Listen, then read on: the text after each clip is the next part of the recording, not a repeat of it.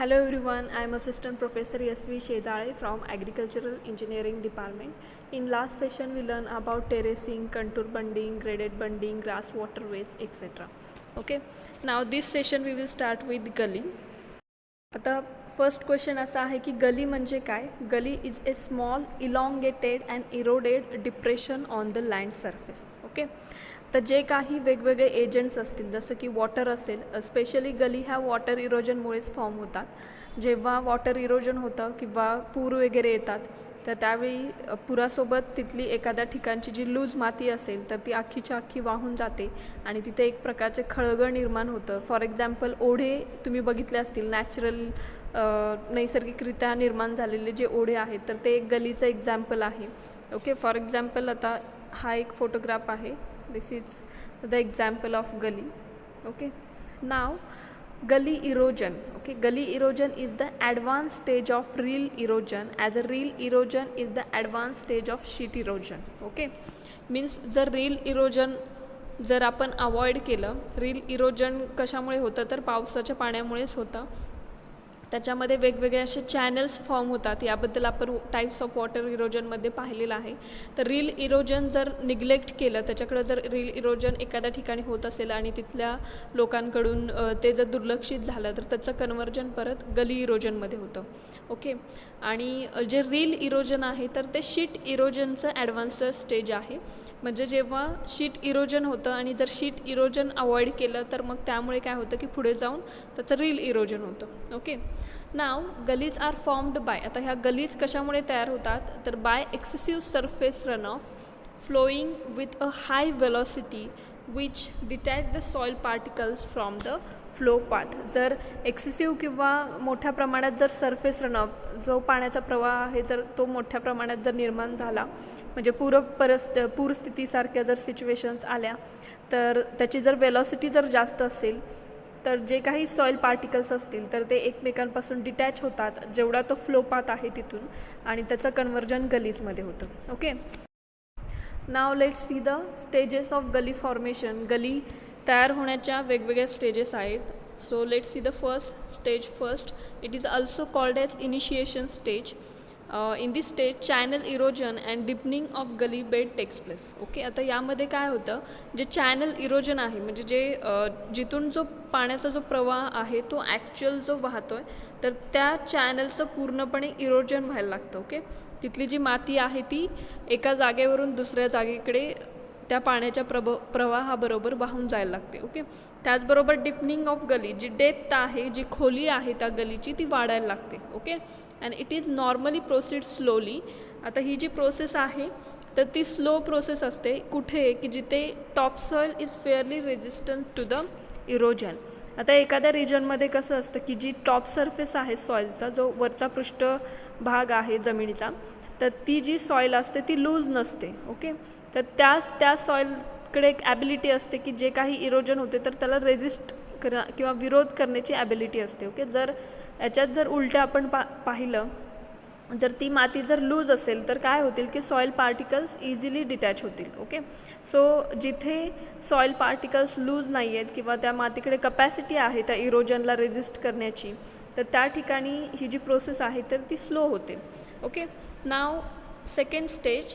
This stage is non as development stage.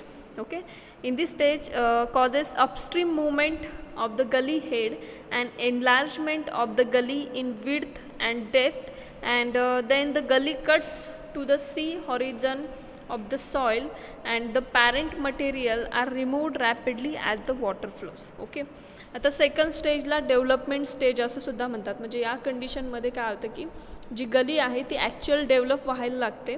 तर यामध्ये काय होतं, जे अपस्ट्रीम मुवमेंट आहे गली हेडची, ओके, जिथून ॲक्च्युअल गली स्टार्ट झाली आहे तर तिथली मुवमेंट जास्त होते आणि मग हळूहळू ती पुढे पूर्णपणे मुवमेंट प्रोसीड होत जाते. ओके, आणि त्याचबरोबर ॲक्च्युअल एनलार्जमेंट जे आहे गलीचं तर ते इथे सेकंड स्टेजमध्ये होतं. त्याची विड्थसुद्धा, रुंदीसुद्धा वाढते आणि खोलीसुद्धा वाढते. आणि त्याचबरोबर the gully cuts to the C horizons of the soil. आता माहिती आहे की सॉईलचे वेगवेगळे हॉरिझन्स असतात A B C. तर या स्टेजमध्ये सी हॉरिझन आहे तो सुद्धा रिमूव्ह होत चाललेला असतो.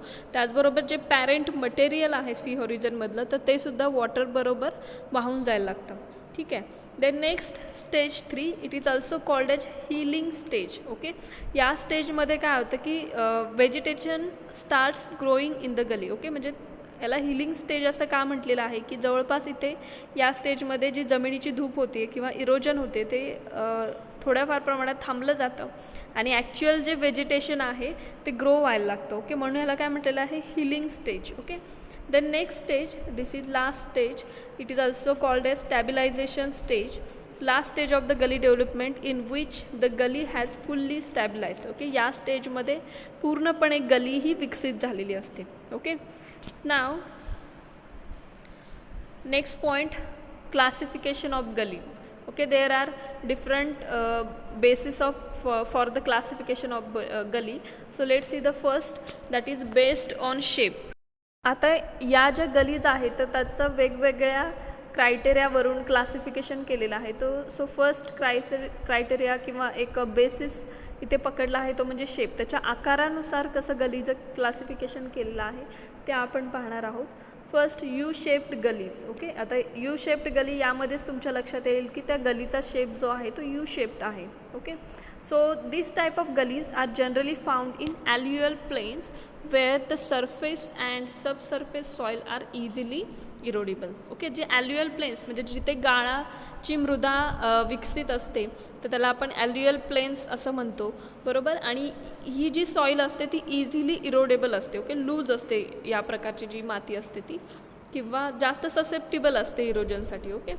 सो या कंडिशनमध्ये किंवा या सॉईलच्या टाईप्समध्ये यू शेप्ड गलीज फॉर्म होतात. Okay. Now, under such conditions, the runoff flows undermines and thus gully blank are collapsed, which results in the formation of vertical side walls, and in this way, a U-shaped cross section of gully being developed. Okay.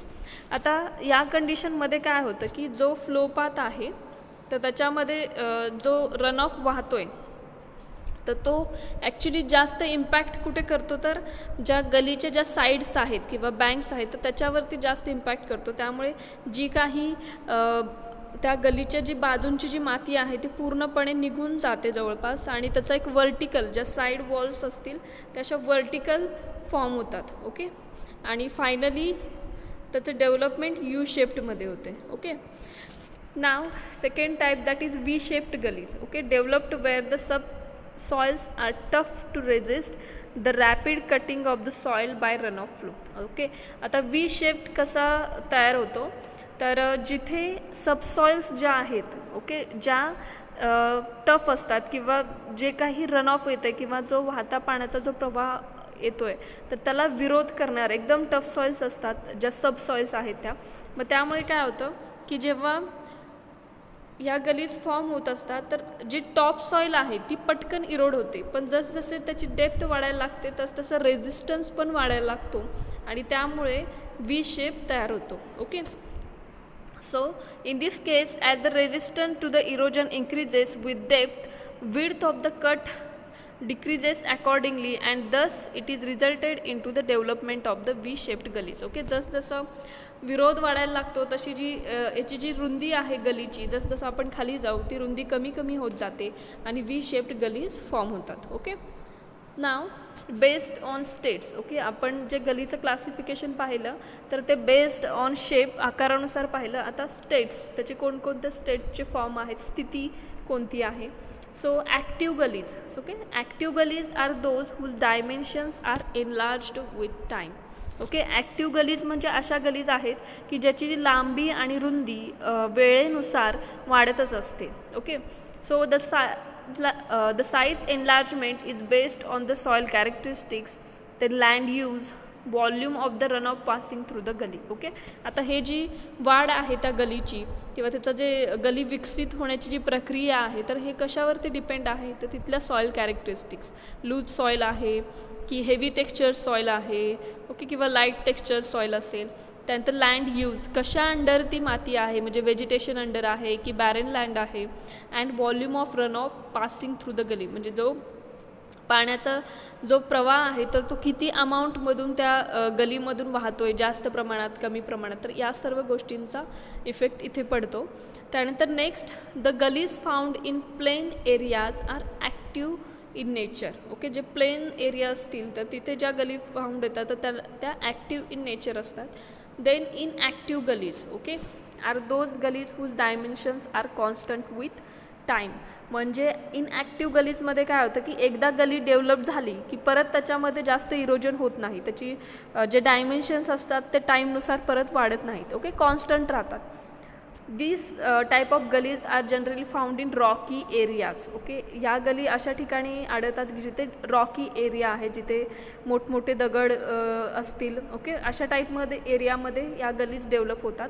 R inactive because the rocks are very tough to erosion by run off flow. कारण तिथे Roxx भरपूर प्रमाणात असतात. Okay, त्यामुळे रॉक्सला easily Erode करणं हे थोडं अवघड आहे. सो अशा टाईपच्या गली ह्या रॉकी एरियाजमध्ये फॉर्म होतात. Okay, now next type of next classification आहे बेस्ड ऑन साईज. ओके, अगोदर आपण पाहिलं बेस्ड ऑन शेप, त्यानंतर स्टेट, आता आहे based on size. Okay, so first that is small gullies. Okay, small gullies are those that can be easily crossed by the farm implements and can also be removed by plowing and smoothing operations and by stabilizing the vegetations. Okay, small gullies या अशा गलीज असतात की जिथून आपण जे काही form implements असतील तर ते इझिली आपण त्याच्यावरून क्रॉस करून नेऊ शकतो. एका ठिकाणाहून दुसऱ्या ठिकाणी आपण इझिली नेऊ शकतो किंवा ती गली क्रॉस करू शकतो.